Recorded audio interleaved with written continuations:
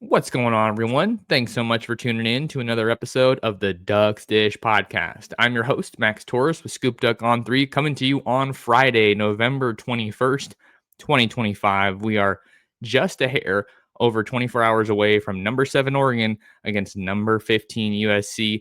A Big Ten showdown inside Autzen Stadium. College game day is in town. Anything you could ask for. It is shaping up to be a wonderful day of college football out there in Eugene, and got a little bit of a final thoughts episode for you guys today. Maybe you're on the way to Autzen, whatever it might be, last workout before the weekend gets here. We just appreciate you being here. So before we hop into today's episode, this episode is brought to you by the Derman Law Firm PC. Attorney Jacob Y. Derman is a car accident lawyer who fights against the insurance companies for injured Oregonians.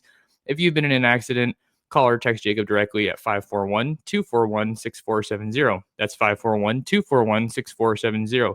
Jacob was born in Medford, raised in Bend, went to college here in Eugene, and now takes cases across every county in Oregon. And the best part, Jacob's a diehard Ducks fan. He hasn't missed a game, home or away, all season. Very excited to be joined by Erik McKinney on today's episode of the Ducks Dish podcast. He is the lead USC football reporter over at WeRSC, part of the On3 Rivals Network. Erik, man, good to see you. Yeah, thanks for having me. Looking forward to this one. I mean, a big one, and you can kind of feel the excitement building for this one. Yes, everyone is incredibly excited about this one. I feel like most of my listeners, my audience, they know about Oregon already. So I wanted to use this opportunity to just learn all about SC, because I've been following them and seeing them from afar, and I run into Scott at high school games down here in SoCal quite a bit. So I know what's going on from that perspective, but I wanted to bring the expert on. So I guess just for me, maybe a good way to kind of start things, I like to do this is what's the vibe, what's the pulse around the USC fan base right now with regard to where this team is at and how this season's gone for them? It's building. It hit, I got to say, when they went out to Notre Dame and lost that way, it hit sort of a speed bump there. The Illinois loss was tough. The Notre Dame one was hard to see, but the wins that they've gotten, the way they've gotten them, that Iowa comeback, like nobody loved the first half, but you start to see how they're playing and kind of going toe to toe with some of these teams, and it's building to where there's an excitement right now, right? You throw together 8 wins in a season at this point after you won 7 last year, and you've won some games in a way where you look at last year's team and they're not coming out with a win in some of these games. So you can see sort of the build in the program, on the roster, in the standings, all of that sort of thing. And now you've got this gigantic opportunity. I don't think USC fans are saying, they have to go win. They're definitely going to go win. Like, they know this is going to be a challenge, but there's more excitement behind the program, around the program now than there's been in a while. And from the USC perspective, you put it, I think, the right way. Like my view of this is that USC has taken a clear step forward, a clear step in the right direction from a year ago, where they were seemingly prying defeat from the jaws of victory. That's kind of how I would summarize the USC season last year.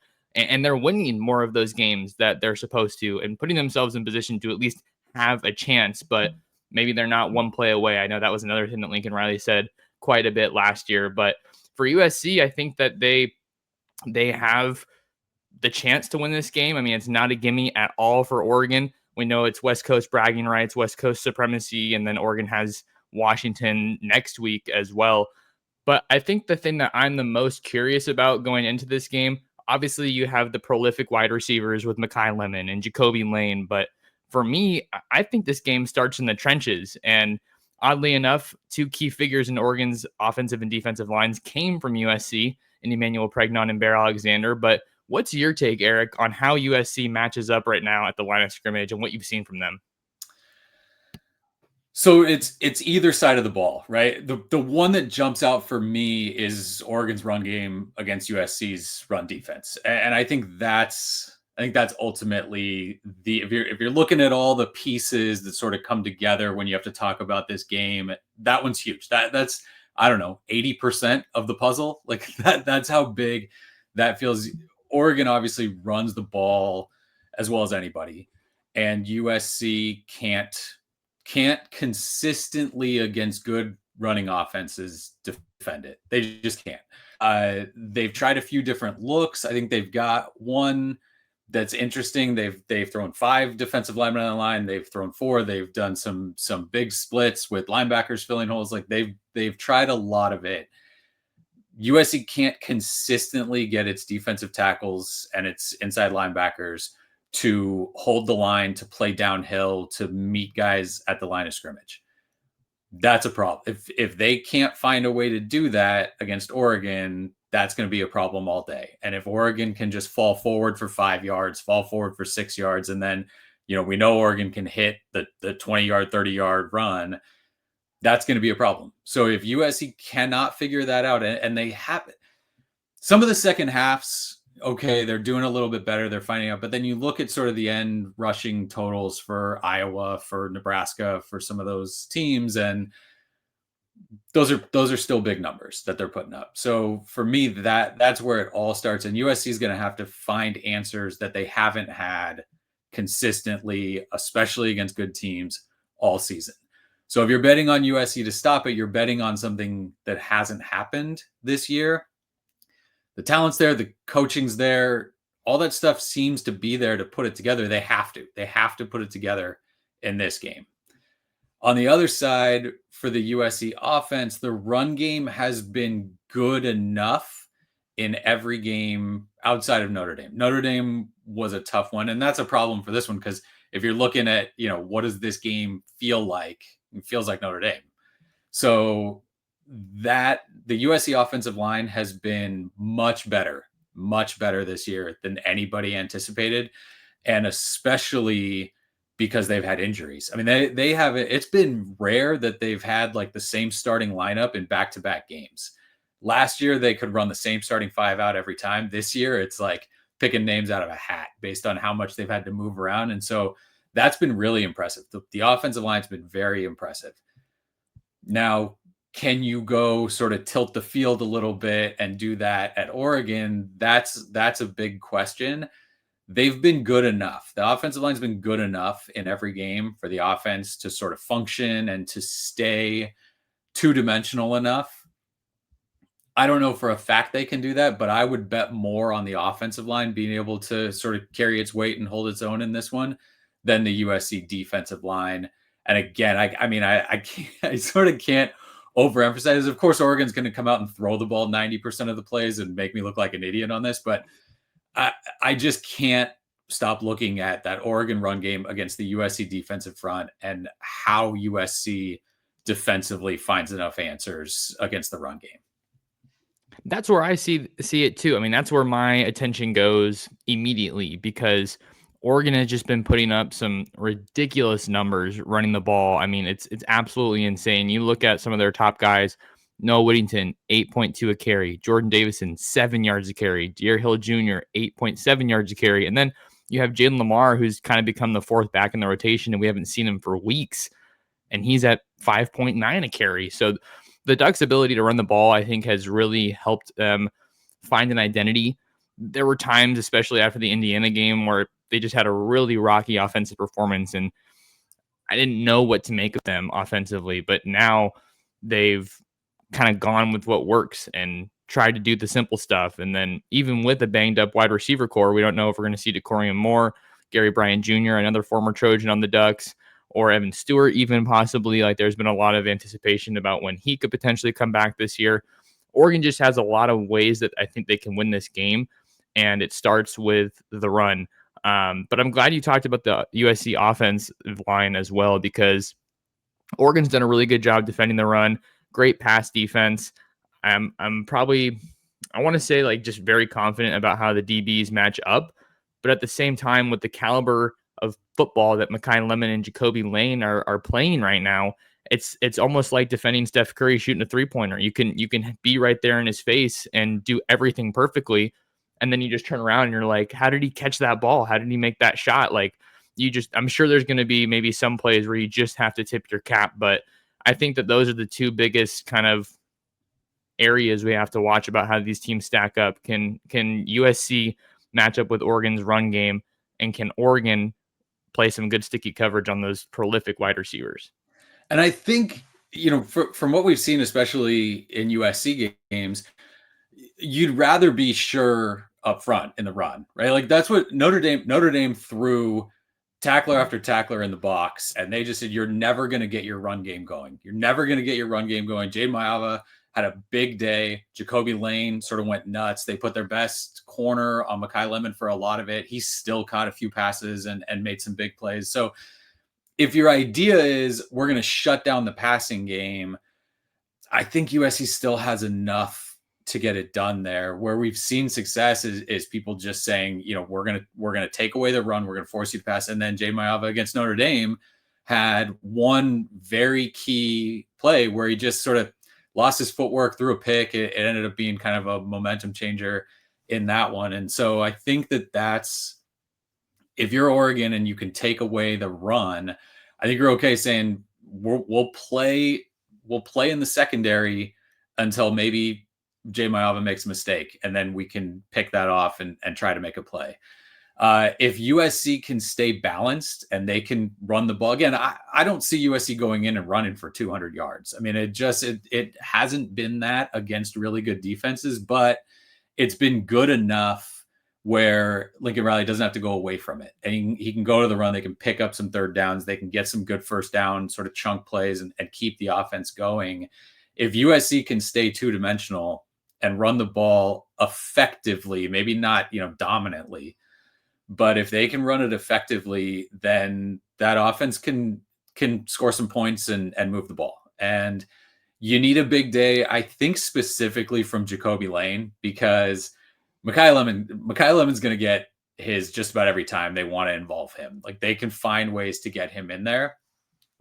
Against Iowa, it was a ton of attention on Makai Lemon, and then everyone else started making plays, and then you saw them sort of realize like, oh, now we got to cover everybody, and then Makai sort of goes nuts in the second half. So that's where the tight ends making catches, the run game being involved enough. And Jacoby Lane has had, again, you're talking about a guy who has the potential to be a first-round NFL guy. He's dropped some balls where if you're that guy, you make those catches all the time. Now, he's made some unbelievable catches, and it's the consistency that needs to show up with him. But if he comes out of the gate hot, that's a very good sign for the USC offense that they can now be balanced everywhere, right? Multiple receivers, the run game, all of that. I think that's a big-time key for USC in this one.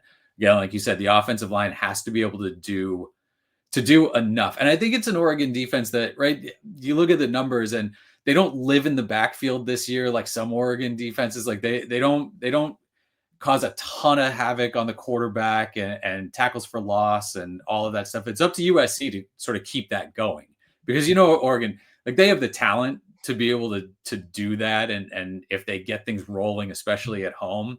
And so, yeah, the USC offensive line has to be good enough to where, it's getting positive plays all the time and it's setting itself up in second fives and not a lot of second and 14s and that sort of stuff. So I think that's big.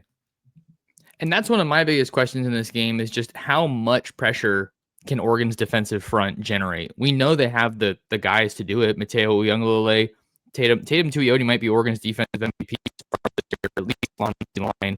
Amari Washington is a guy who's generated a lot of NFL draft conversation with his first step and quickness inside. But this would be kind of like you were getting at. This would be the perfect time for them to really rise to the occasion, because November is all about playing your best football, Erik. And I think that Oregon has certainly kind of been going in that direction, but maybe not as much havoc as you would have expected if you just compare it to last year. But hey, you lost 3 NFL guys. So I think that that's part of the reason as well. And the group's definitely, I think, clearly done enough. One of the big things that I wanted to pick your brain about here, it's kind of a two-parter. Maybe we'll just start with Jade Maava, because I think you've covered USC, like knowing Lincoln Riley, if there's one position you don't need to worry about or you shouldn't have to worry about, it's quarterback. And I feel like Jade Maava has kind of quietly had a really solid year. So just what's kind of your thoughts on Maava compared to what you thought preseason? So last year when he took over, final 4 games, it was, you never really knew what you were going to get play to play. Like you knew he had it in him. You knew that there were some throws, there were some runs, like there were some big time potential in it.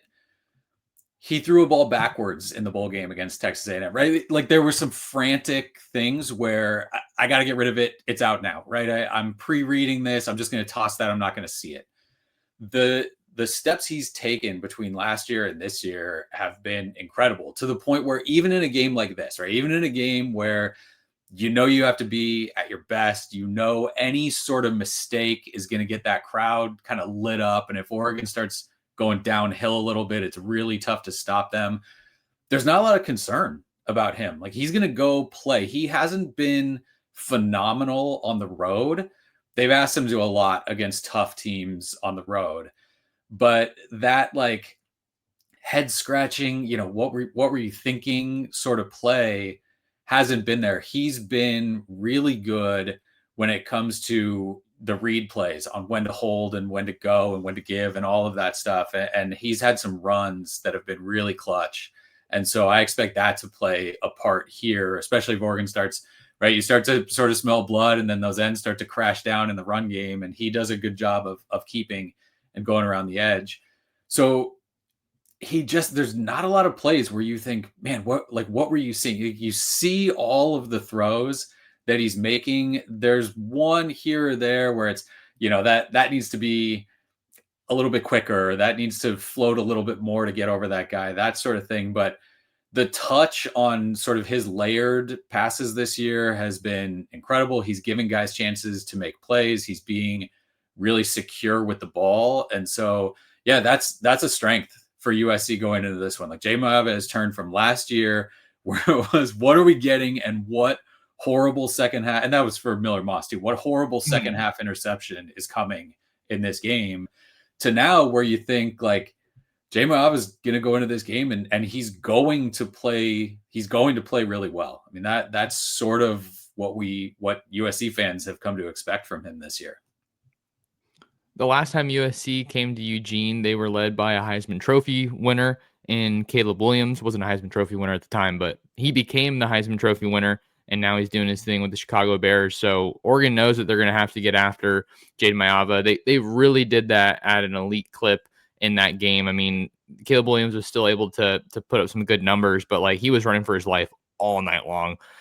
So that's why we really have to watch again. Like we've been saying, the battle at the trenches. I'm interested to see if we see someone like a Nasir Wyatt, who's a true freshman that played a little bit in the game against Minnesota last week. Like, do they just try to throw him in there in a couple of really obvious passing situations? Like, hey, dude, all you have to do is get after the quarterback, because he's probably not as refined maybe as some of these other guys that the Ducks have, but I don't know if you ever got to see him in high school, Eric, since you're out down here in SoCal, but like that dude just explodes off the ball, just an insane level of twitch. And I just think he's someone that you want to see a little bit more of. But if they can find some good situations to maybe deploy him and some of these other edge rushers, that could go a long way in getting this win over USC. And you do want to do it with four, right? The blitz, Jay Maiava has been phenomenal against the blitz. Like, you with those offensive weapons, kind of the screen game that they have, the mesh stuff, all of that sort of stuff, they've really picked apart defenses that bring extra guys.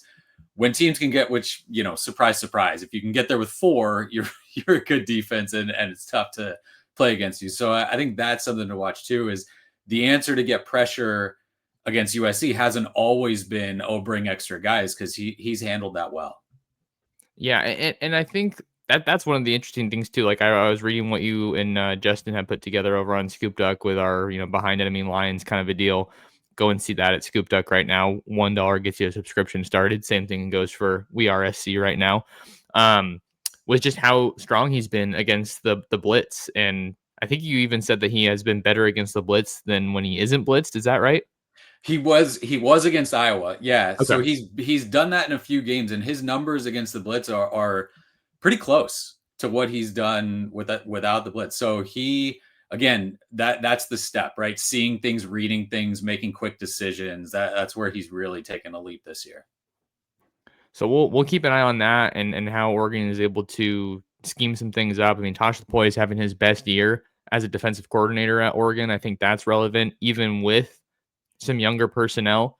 One of the things that I wanted to ask you about was maybe just a check-in on Lincoln Riley, because we have all the stuff going on right now with the coaching carousel, not as far as like him leaving, but it's just a good time when you see all this stuff happening, all these headlines, to take stock and check in on what a coach is doing. So I feel like the discussion point preseason, Eric, you can correct me if I'm wrong, was just, hey, this guy is clearly underachieved at USC, but here we are now in November of 2025.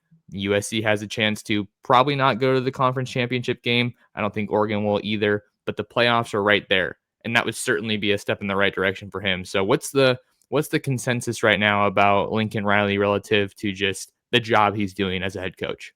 It's definitely right. It was the trajectory was going down, just like the win total, right? In the last couple years, that it followed that. And so he had a lot to prove this season. And so picking up a couple of these road wins, I think he had to, not, I say had to, he wasn't going to get fired if, they won 7 games or something like that. And outside of like a 2-win year, his job security is pretty good at USC. But in terms of perception and all of that, like, they had to win their home games. And so the Michigan win was big. The Iowa win was big.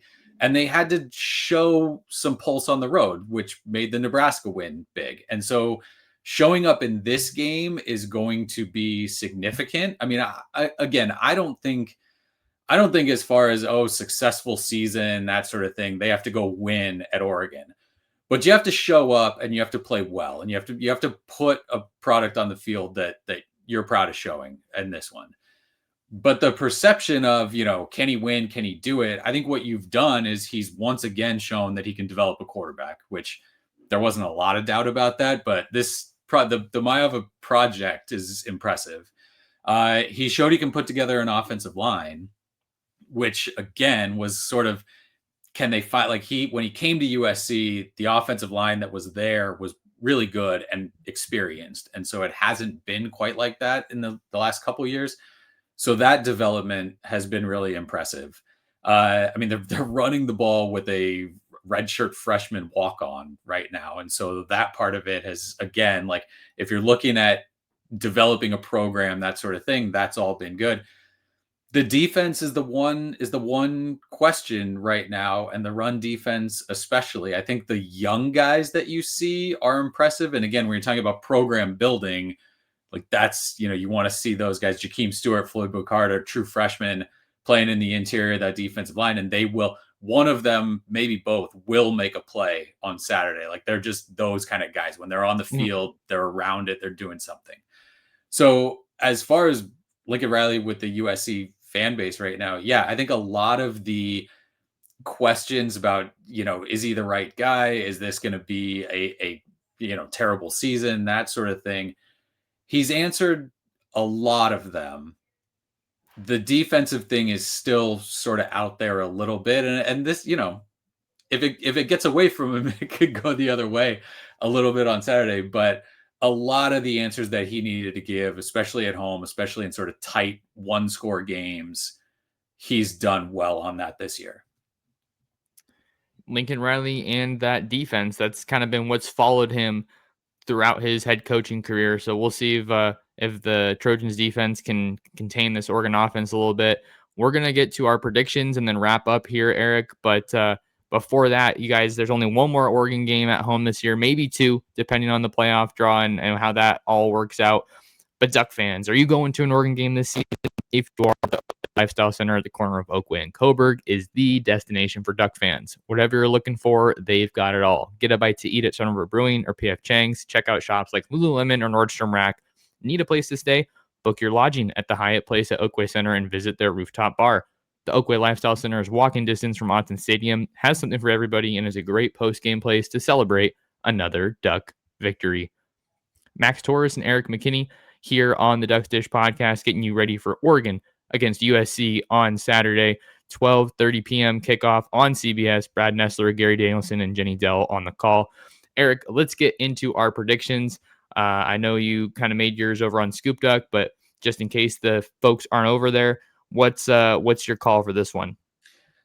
I sort of took a cop out on two different things, right? I had the one for you guys on Scoop Duck. I had the one on We Are SC, and specifically because look, full stop. I think if this game is played 10 times, Oregon with this situation, right? USC's got some injury questions on the offensive line and the defensive backfield with guys that you do not want to be without.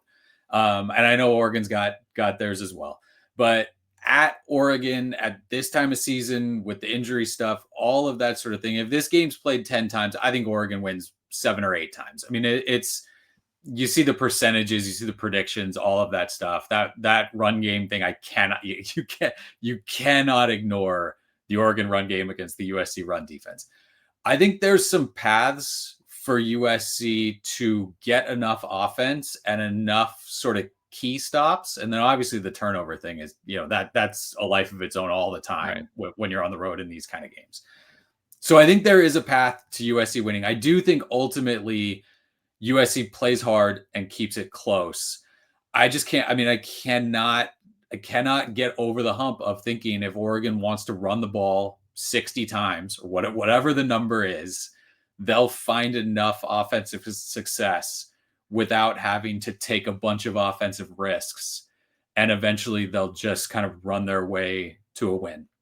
And so I think it's within the 9.5. I think like the 7 initially is probably right. 34-27, something in that range for Oregon. But again, for USC fans watching, like it's not a throw in the towel kind of game. I think USC has a shot to go up there and get this one. I don't think anyone, I mean, it's going back a long time, but that 2011 game, I don't think a lot of people said, oh yeah, this is a definite win. USC got out to a hot start, right? You mentioned the 23 game. USC in that game's playing without a couple starters in the secondary, and it's like punch, 2 gigantic plays for Oregon early, and you're kind of on your heels and how you get back to it. I think that the start for this one is huge. USC has not shown up for a number of first halves. If USC does that on Saturday, the hole is too big. The hole's too big to climb out of. So I think a lot of the first part of the game tells the story. And so that's where USC really has to make its mark. But ultimately, there's more paths for an Oregon win in this one because of that run game. It's also worth noting, I mean, you're talking about first halves, but just as far as defensively, USC shut out Iowa in the second half, and I thought that was pretty impressive. But if you're playing from behind and you can't show up early, it doesn't really matter. It could be too good, too late. No, what's the expression? Too whatever it is. Too little, too late. Too little, too late. Oh my God! So USC's second half, they gave up 3 points to Nebraska in the second half. They gave up 3 points to Northwestern in the second half. They gave up no points to Iowa. So they've given up 6 points in their last 3 second halves combined. It's been phenomenal in the second half, much different than the first half. Coming back down 14 or down 11 at halftime to Iowa is a different challenge than coming back down 14-11, 2 scores at Oregon. And so it's not a spot the USC wants to put itself in. And Oregon hasn't necessarily super consistently started really fast out of the gate this season. I think trending more in that direction. The Minnesota game gave some confidence. I wouldn't be surprised if Oregon won the toss to see them take the ball and just try to throw that first punch against USC. But also the defense has been playing kind of well. So maybe like which side of the ball are you more confident in if you're Oregon? I think that could dictate how we see this game start off, provided that they win the toss. I don't know. I agree with what you're saying. I think the path to victory, they're there for Oregon. There's more of them there, I think, than for USC. But I wouldn't be surprised if USC is able to keep this one close. But also, I mean, if Oregon can get rolling, I could see this maybe a game that they win more comfortably than some might expect. My prediction that I gave when you on on Duck 35-24, which I feel like is fairly reasonable. I think that USC has the offensive firepower to keep this one going, but they're going to need to get some points on the board. And Oregon is one of the most explosive teams in the country. Even if they're shorthanded at their skill positions, you look at the depth at the tight end. I've been having some conversations with some sources this week, and I get really excited about the tight end room for Oregon, Kenyon Stieg, Jamar Johnson, Roger Salapaga. They can get creative, and they have figured out how to keep the ball moving, keep putting points up on the board, even when they're shorthanded. So I think Oregon has the edge here, and it should be a fun one. Eric, you're going to be at that game, so it's going to be a lot of fun for you up there. I'm heading to San Jose to see family for Thanksgiving. But man, it was awesome having you on the show. I hate to cut it short, but I do have to get out of here. So if you guys want to find more of Erik, follow him over at wearesc.com. You can find more of me at mtorres sports. And thank you guys so much for tuning in to another episode of the Ducks Dish Podcast.